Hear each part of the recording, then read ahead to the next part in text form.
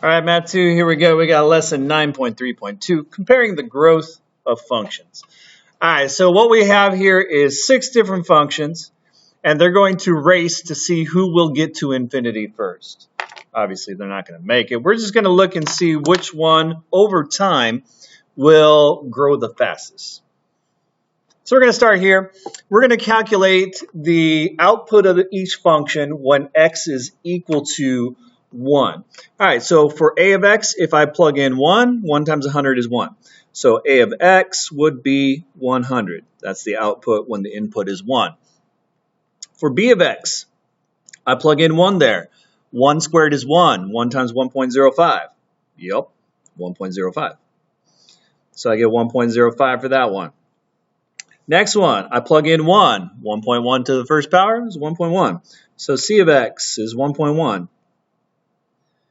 d of x, I plug in 1 there. I get 1,000 plus 10. So d of x would be 1,010. Almost for 1,100. Next one, e of x squared plus 1,001. So x squared would be 1 when I'm plugging in 1. So 1 plus 1,001 is 1,002. So e of x is 1,002. And over here, 2 to the first power is 2. 2 minus 100 is negative 998. So f of x is negative 998. Not looking good there, f of x. All right, so we're going to put them in order from the greatest to the smallest to see which one is in the lead on the race to infinity. All right, so it looks like D has 1,010, so they're in the lead. So D's in first place. Second place belongs to E. They've got 1,002. Good job, E. Next one would be A. They're at 100. Fourth place, let's see, next one would be C. They're at 1.1, yep. Okay.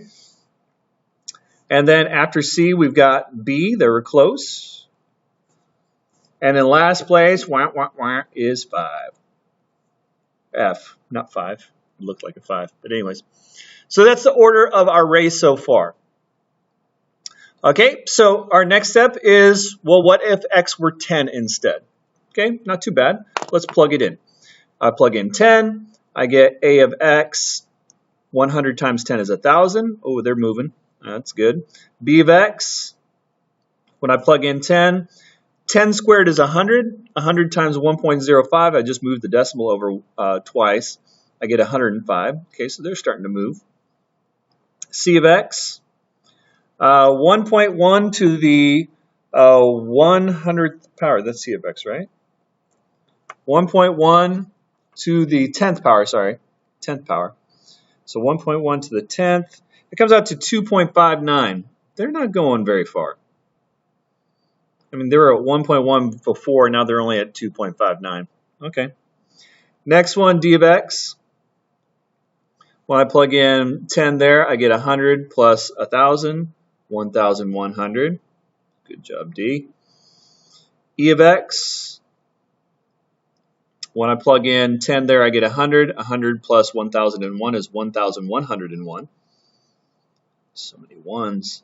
And then f of x. 2 to the 100th power. What is that?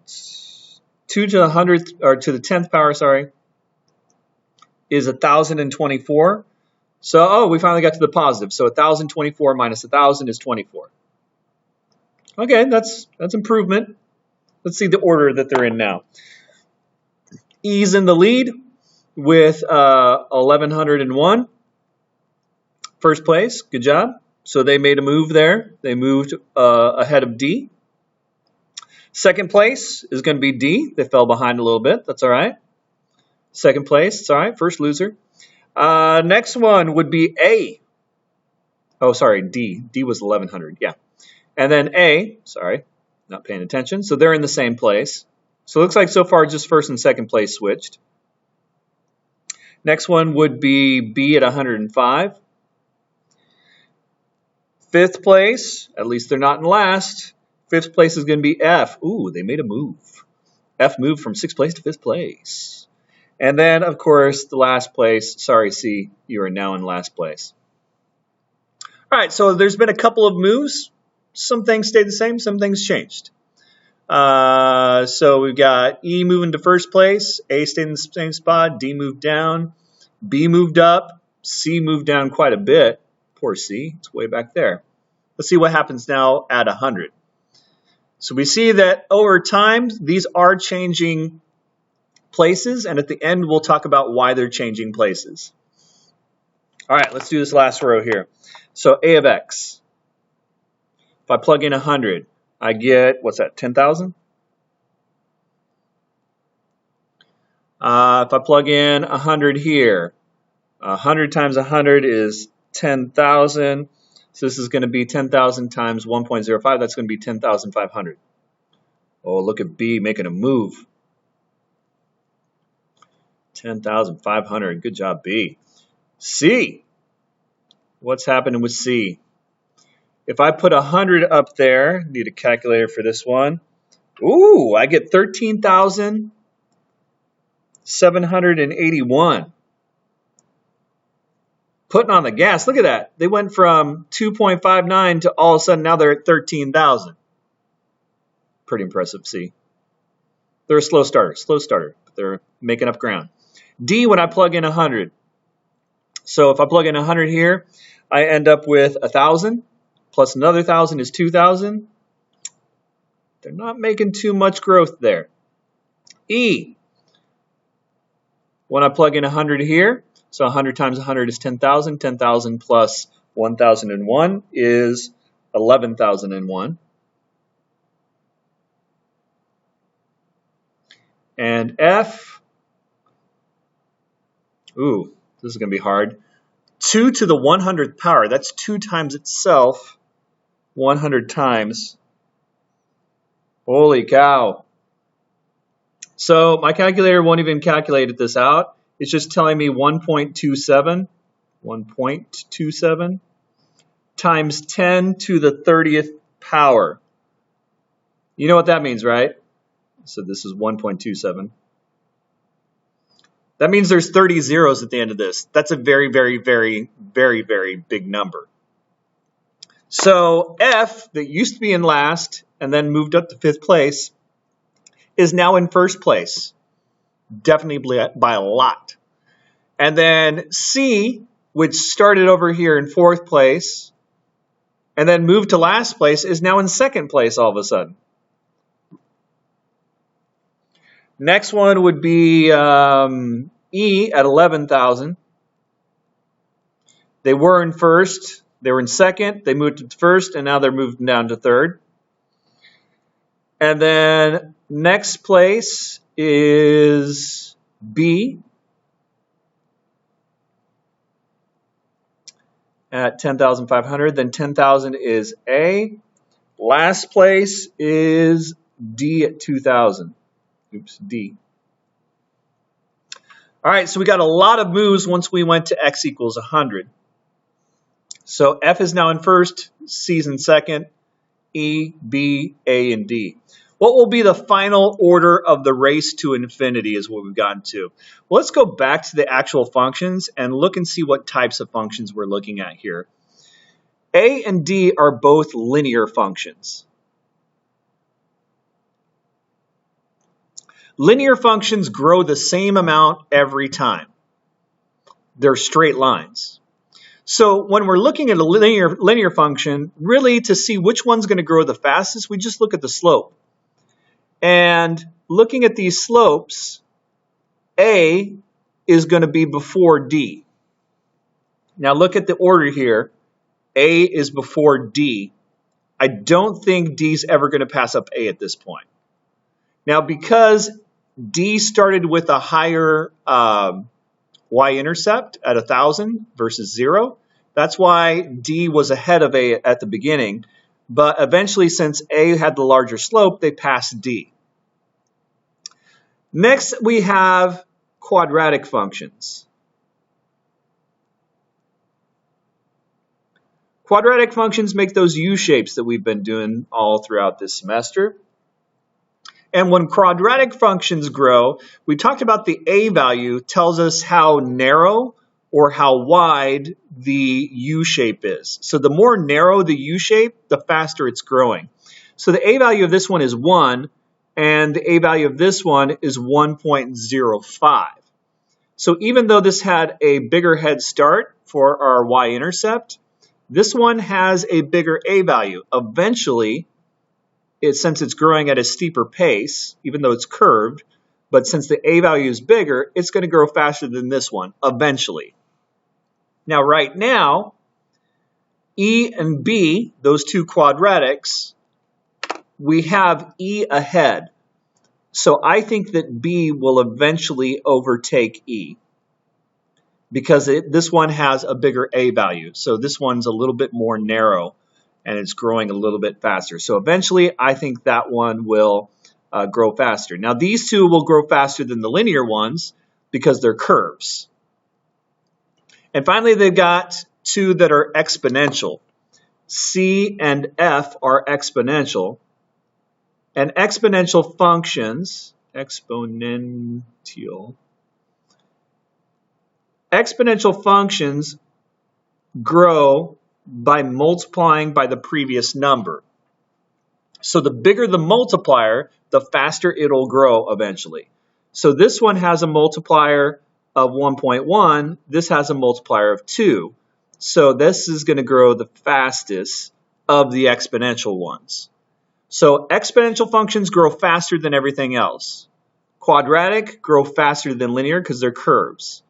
And linear grow at the same rate each time.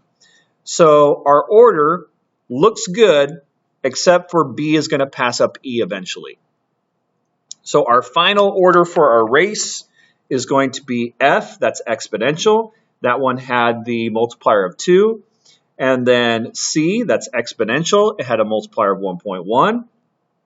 Then we have our two quadratics, and we said that the B one had a multiplier of an a value of 1.05. So eventually it's going to pass up E. And then our last place ones are going to be A and D because their growth is determined by the slope, and A had a slope of 100 versus a slope of 10 for B. So that would be the final standing in the race to infinity. I should have said that better. In the race to infinity! I was just trying that out. This probably wasn't very good, but anyways. All right, so for this one, we are going to look at these linear, quadratic, and exponential graphs and talk about their domains, where the domains are increasing. It says to use Desmos, but we know that this is a linear function. The slope is 2, so that's a positive slope, so that means it always increases. So our domain or our x values, since it always increases, every x value is an increasing part of the graph. So this would be all real numbers because it always increases.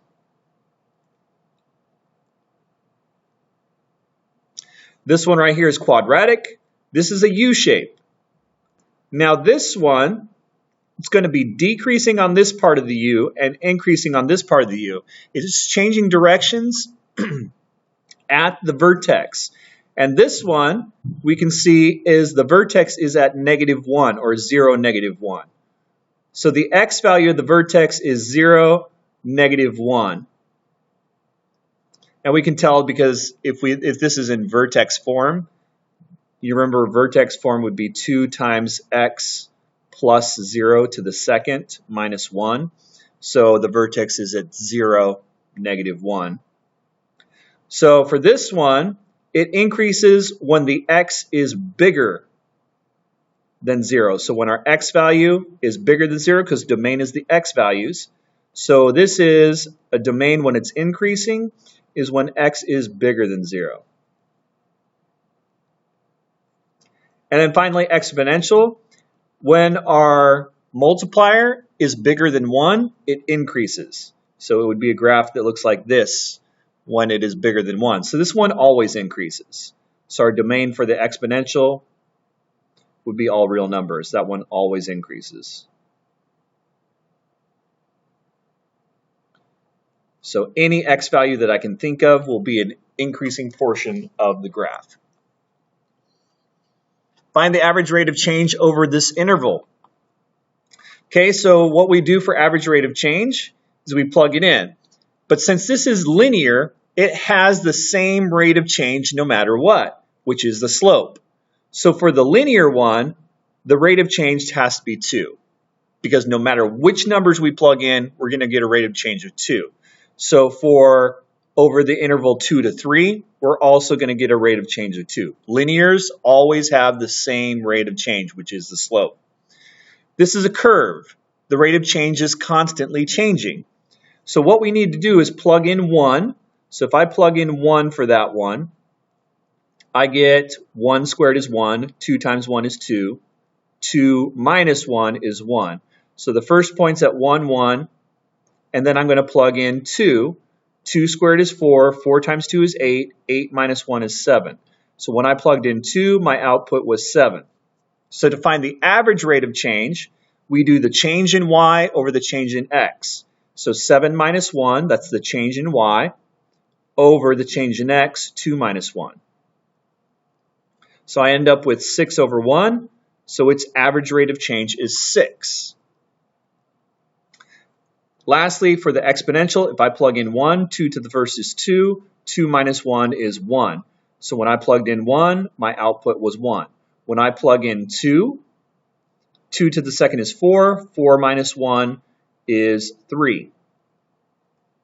So I end up with a rate of change 3 minus 1, so the change in the y's, divided by 2 minus 1, the change in the x's, which gives me a rate of change of 2 over 1.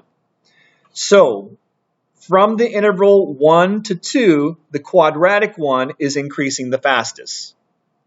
It's increasing at a rate of 6. These are increasing at the same rate. Now let's look at the next interval. Now we've already done 2. 2 was 2, 7 for the quadratic. So now let's plug in 3 for the quadratic. 3 squared is 9. 9 times 2 is 18. 18 minus 1 is 17. So when I plug in 3, I got 17. So their average rate of change would be 17 minus 7 over 3 minus 2. I get 10 over 1. Average rate of change is 10. So I went from a rate of change from 6 to 10, and here's why. As we go up this curve, the curve gets steeper and steeper and steeper, so the rate of change is getting greater and greater than greater over here on this side of the graph. That's why we've got a bigger number now.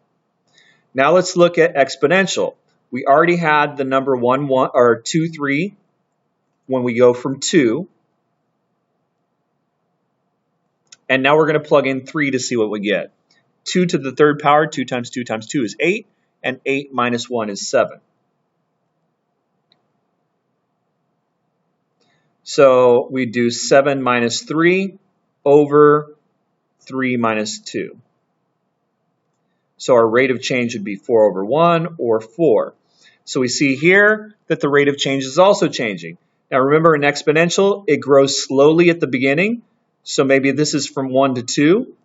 So that's a really slow growth there. And then from 2 to 3, it's a little bit faster, but it gets super steep towards the end over here. So we would expect that it's going to be steeper even than this quadratic one eventually. But early on, not as steep compared to that one. All right, I think that is all the notes that we have for today. Math hard? See you later. Bye.